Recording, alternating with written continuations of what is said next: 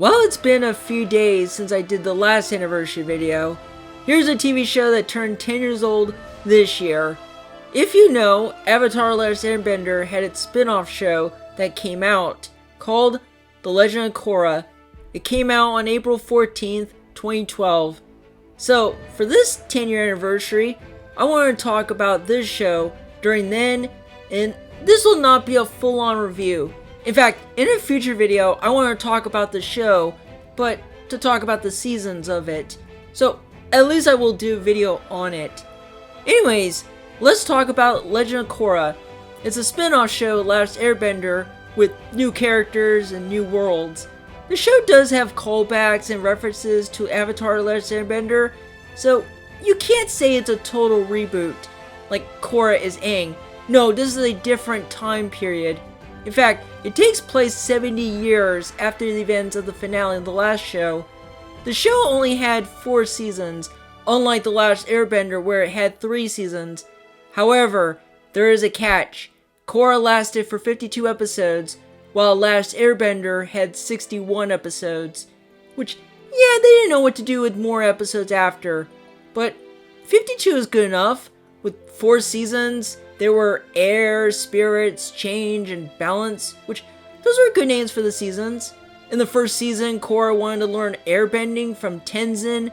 Second season, Korra learns the first Avatar and sees 2 different spirits, Spirit of Light and Spirit of Darkness. Third season, non-benders began developing airbending powers, which I can see why the season's called Change.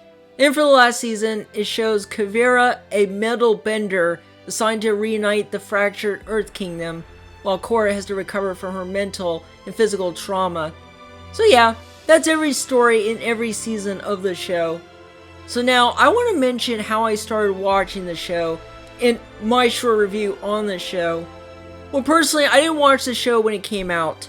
Though at the time it came out, I didn't watch its predecessor in the first place. But in 2013, after I binge-watched The Last Airbender, I finally watched The Legend of Korra. By 2015, I finally finished the whole show, and if you're wondering where I watched them, it was the DVDs of each season from my brothers. Also, in 2019, I picked up the complete series, so at least I got my own copy. In the future, I will binge-watch the show again, since the last time I did binge-watch it, 7 years ago. So, here's my short review of it. It's a great series, but it's not perfect. The series has gotten downhill from season 2 only, but gotten better as the show went on. This show will never top Avatar: The Last Airbender, but I will say, it is definitely one of my top 20 favorite shows. If I had to rank this show compared to any animated shows, it's like right in the top 10 on my list. It definitely beats the Cartoon Network shows, but it won't beat some of my favorites, including Avatar, Batman, Gravity Falls, The Simpsons, etc.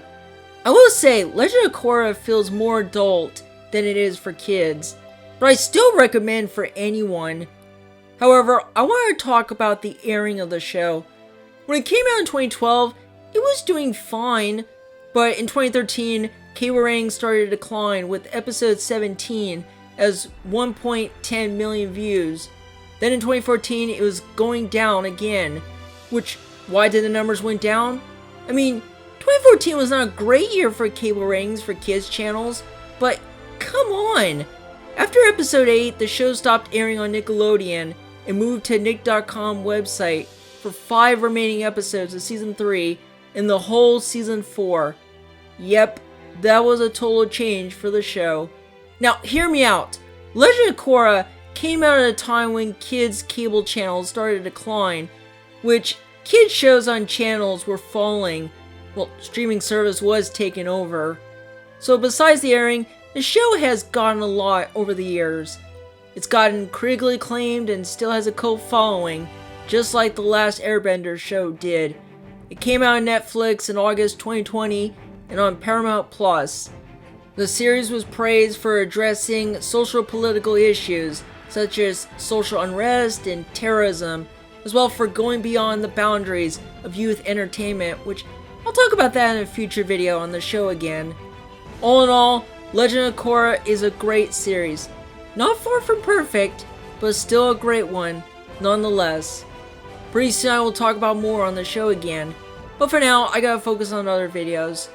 That is all for the Legend of Korra video, and I got one more video coming up on the weekend. And yes, it's coming up on Easter. I will see you guys for the next video.